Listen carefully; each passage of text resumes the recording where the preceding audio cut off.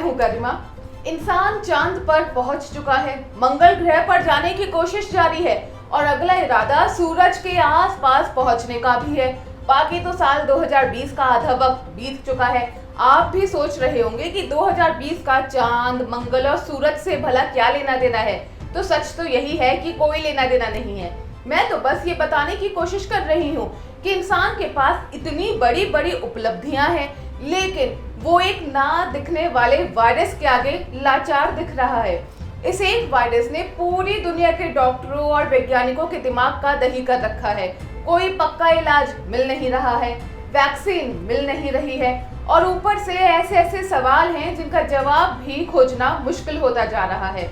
इलाज और वैक्सीन के बारे में तो बहुत बात हो चुकी है, लेकिन कुछ ऐसे सवाल हैं जिनका जवाब अभी तक नहीं मिल पाया है।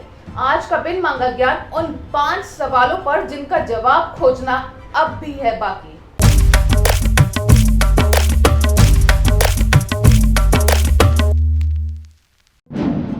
पहला, अलग अलग लोगों में कोरोना वायरस का बर्ताव अलग अलग क्यों?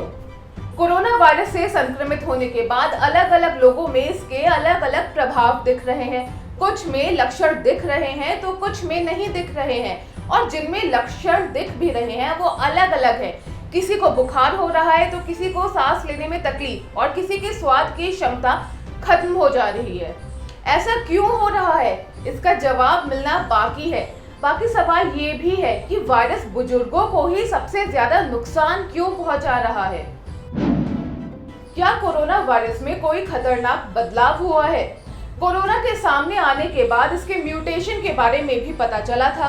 3 तरह के स्ट्रेन की भी बात पता चली थी, लेकिन क्या अब ये वायरस म्यूटेट होते होते और भी ज्यादा खतरनाक हो गया है? कई स्पेकुलेशंस हैं, जैसे कि जब ये वायरस चीन से दूसरे कॉन्टिनेंट्स में पहुंचा तो इसमें और खतरनाक बदलाव आ गए।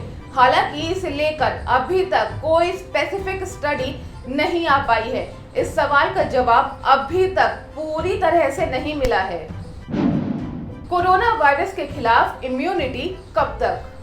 अगर कोरोना वायरस के खिलाफ बॉडी में एक बार एंटीबॉडीज डेवलप हो जाती हैं तो ये कब तक कोरोना से लड़ पाएंगी? अभी तक ये साफ नहीं हो पाया है। क्या जिसे एक बार कोरोना वायरस का संक्रमण हो गया उसे फिर कभी कोरोना का संक्रमण नहीं होगा, या फिर उसे कोरोना संक्रमण का ज्यादा खतरा होगा? इसका कोई जवाब नहीं है। कुछ रिपोर्ट्स में तो ये दावा किया जा रहा है कि शुरुआत में तो एंटीबॉडीज तेजी के साथ काम करती हैं, लेकिन धीरे धीरे इनकी एफिशिएंसी कम होती चली जाती है। हालांकि अभी तक इस बारे में कोई अंतिम नतीजा सामने नहीं आया है। वायरस कहां से आया और कैसे आया? 6 महीने से ज्यादा वक्त बीत गया है, लेकिन अभी तक अंतिम नतीजे के तौर पर इस वायरस का ओरिजिन पता नहीं चल पाया है।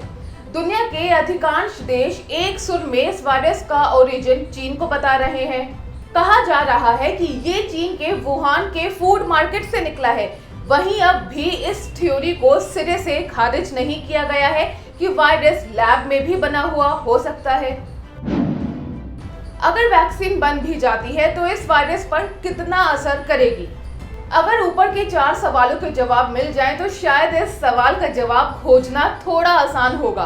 अभी तक तो कोरोना की वैक्सीन बन नहीं पाई है। कुछ क्लिनिकल ट्रायल के आखिरी स्टेज में है और कुछ का ट्रायल शुरू होने वाला है।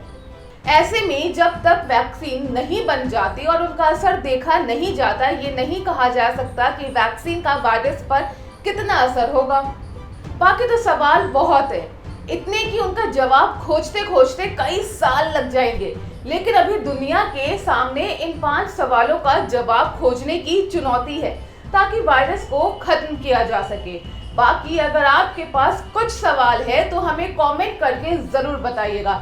हम उन सवालों का जवाब देने की कोशिश करेंगे। शुक्रिया। एबीपी न्यूज आपको रखे आगे।